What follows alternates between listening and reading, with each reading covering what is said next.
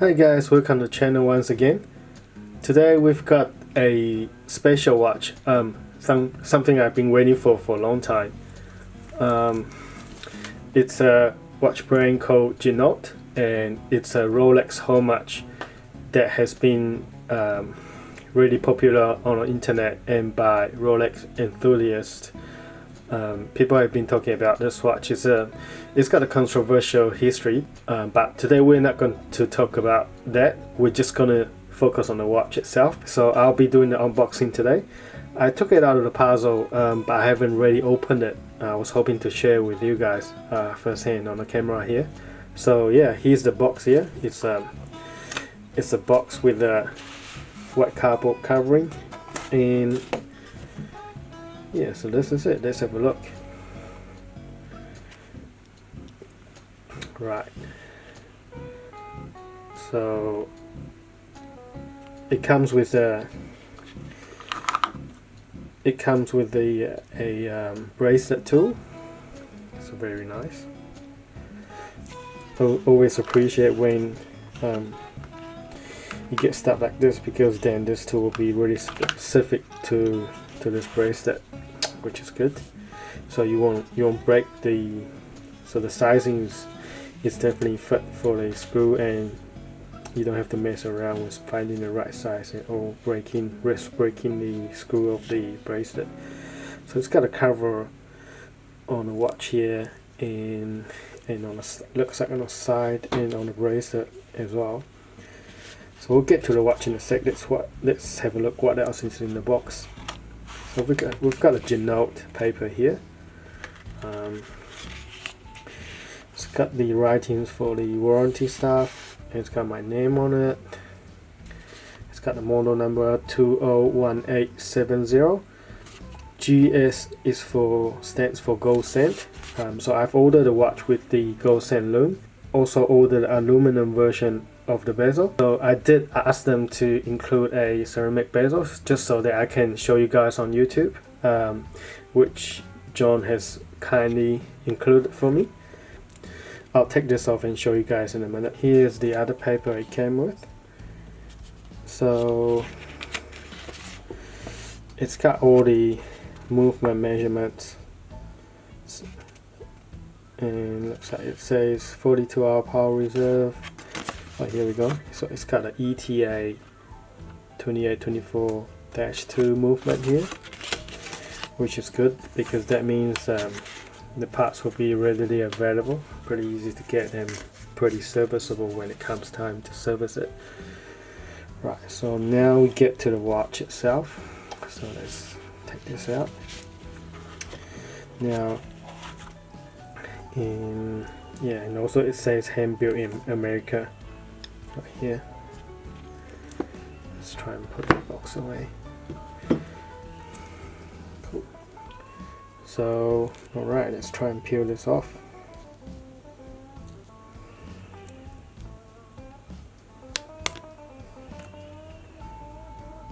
Cool. So I've ordered the watch without the Cyclops over the date, because I wanted it to be different from the regular Rolex, and also I really like the sea dollar look that it gives.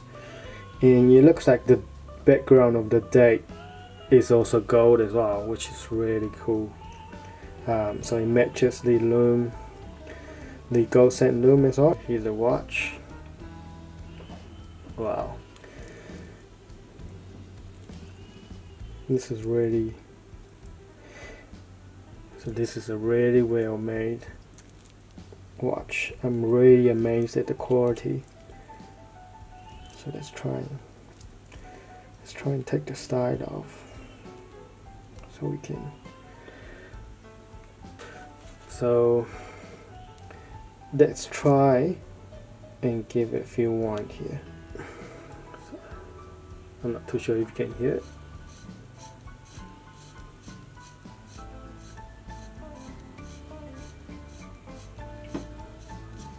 So as you can see in the background here, I've actually got a hawk in the background.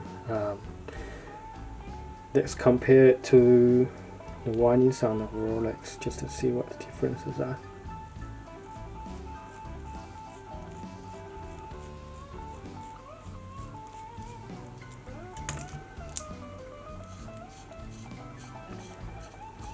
So the windings on the Ginault is a little bit louder, and it has a little bit more resistance to it,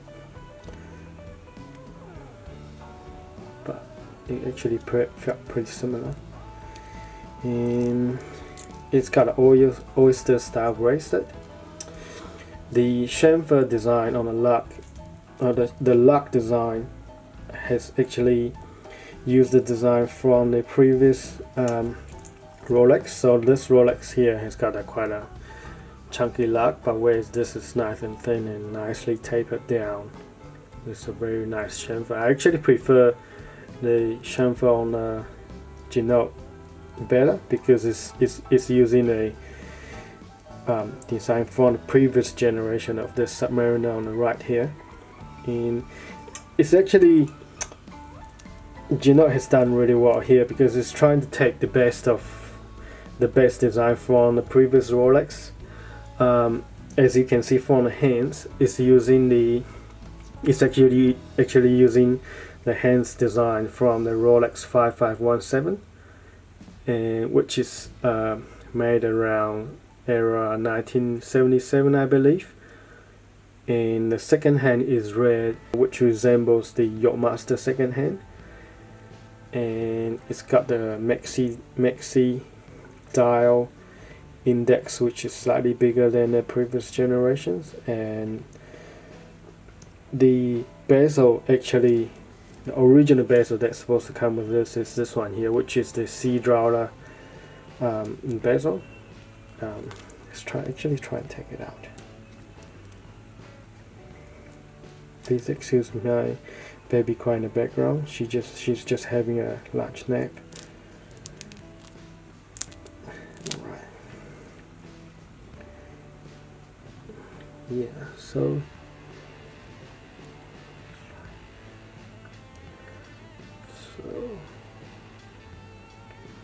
this is kind of the sea dweller look,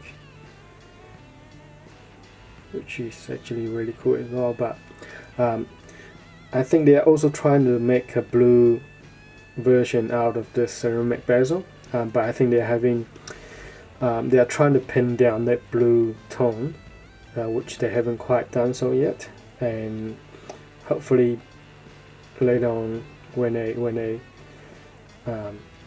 solve that problem, I might get another one just to show you guys what it looks like. But the reason why I got this aluminum version is because of that blue tone background and the gold numeral, which matches the gold sand lume here. So, and also because I want it to be slightly different from the regular Rolex, and I really like the sea dweller look, which I think really works really well. I don't know, what do you guys think? Let's try and take out this cover on the clasp here.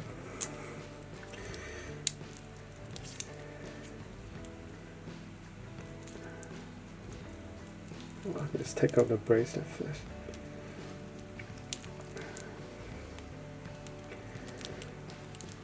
Excuse me while I'm doing this. Alright guys, so here we go. Let's also try and take this one off.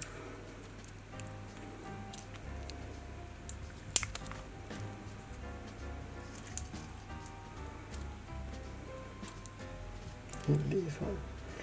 I'll keep this one on for now. So I'll try and give it a wrist shot here to show you guys what it looks like. What do you guys think?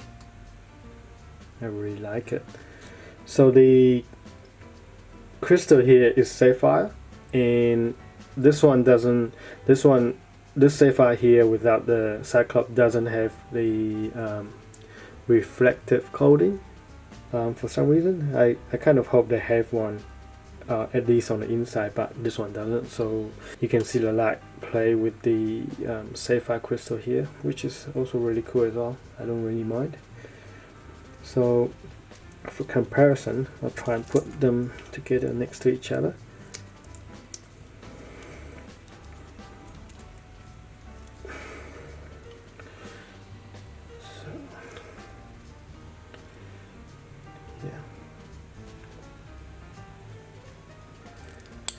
For your reference, I've got a 6.75 inch wrist, and that's around 17 centimeter circumference. So as you can see, the oyster bracelet is really well made comparing to the original Rolex oyster bracelet, and also the clasp is almost identical, but obviously it's missing the Rolex crown design here.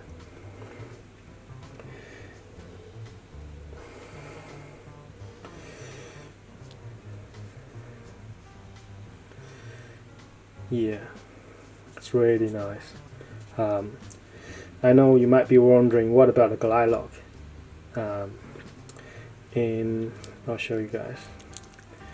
This has actually got a glide lock as well, which is really handy when you want to adjust the size on the file. Let's have a look on the mechanism inside as well. Let me try and take this off.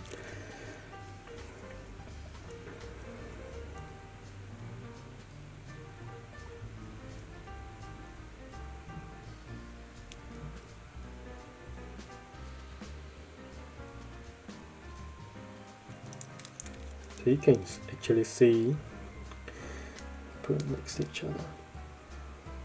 So even the size is pretty much identical.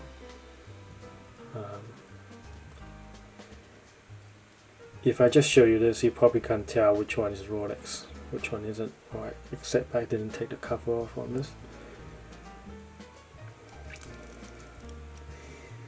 And let's have a look. So it looks like even the bracelet is identical. I'm wondering if they're interchangeable. Wow. And let's have a look at the side of the case. Well, let's have a look at the crown actually. So you can tell. Oh, it's got a signed crown as well with a Ginault, which is really nice. So it's pretty much identical, eh? And on the back of a Ginault,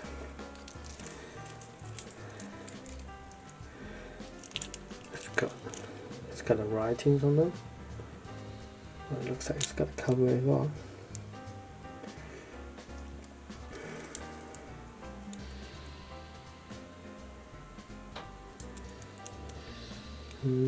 Yeah, so let's have a look at the glide lock here. So this pretty much operates the same way as the Rolex. So yeah, so you unclip it and then you can move it around and then clip it back down. That's really easy to do. So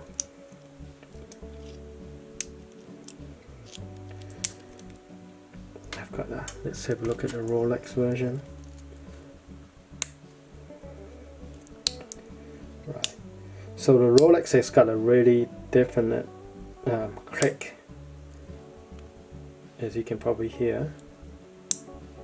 This is really, when you try and lock it back down, it's really crisp. Whereas Ginault has got a much softer click.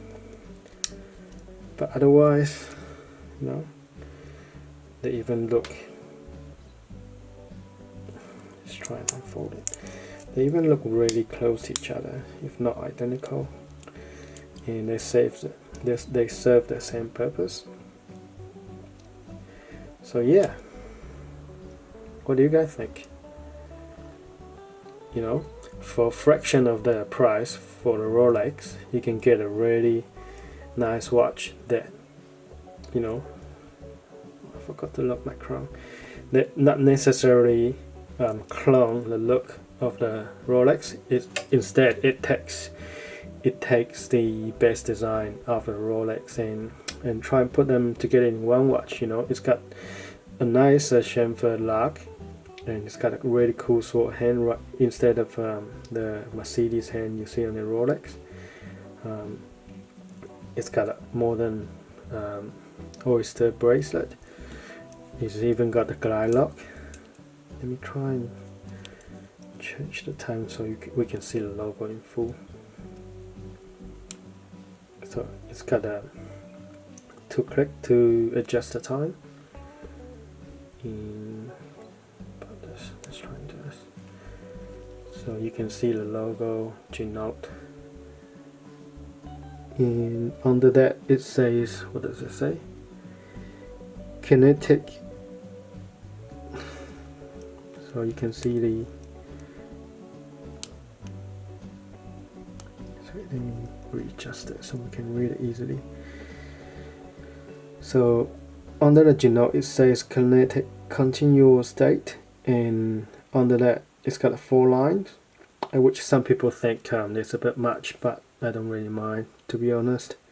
It says Ocean Rover 1000 foot 300 meter submersive maritime precision chronometer, and just under that you will see, I don't know if you can see it, let's try.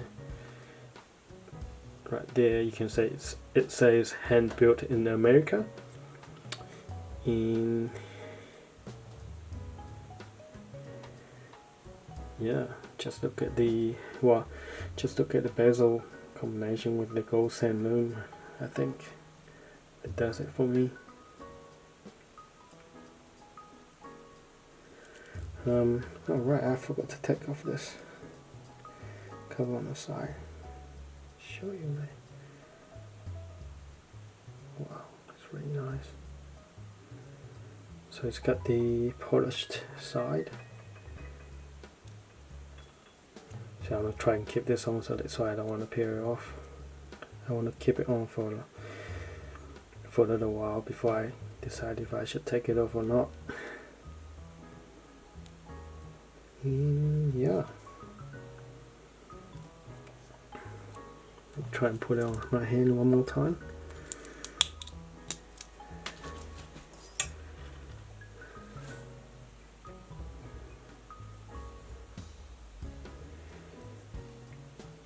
Wow. I really like this watch. I'll need to adjust the size.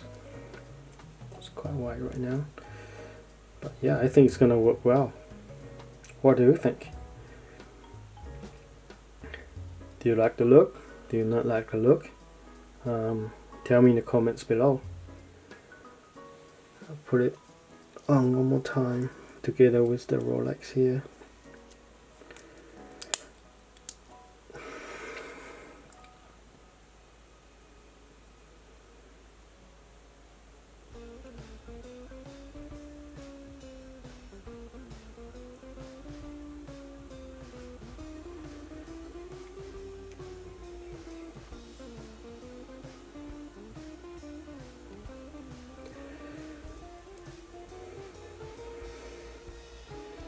I think this is a really good value and a lot of watch for what you get for your money here. I like the sea dweller look, so I deliberately ordered the spec for it to be differentiable from Rolex, just because I can, and at the same time it offers what Rolex can't. The combination of the gold sand and the blue bezel and the blue numeral here works really well for me. As you can see in the background here, I've got a couple more watch. One is the Omega Seamaster, and one is the Steinhardt Ginault Special Edition. Let me know if you want to review on these watches as well. I'll be gladly doing that for you guys. Cool. Let me give you guys a lume shot on the Ginault here. Alright guys, so here's the lume shot.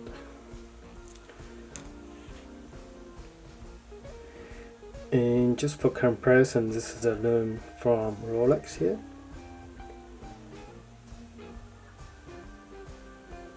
And Ginault. Alright guys, thanks for tuning in. So I think this is a really great watch, and for you guys there thinking whether you should buy or not, I really think you should. You might have to join the wait list, but I assure you it's worth the wait. Hopefully they will have enough production to keep up with the demand so that you guys don't have to be in the waiting list anymore. Thanks guys for tuning in, and I will see you guys next time.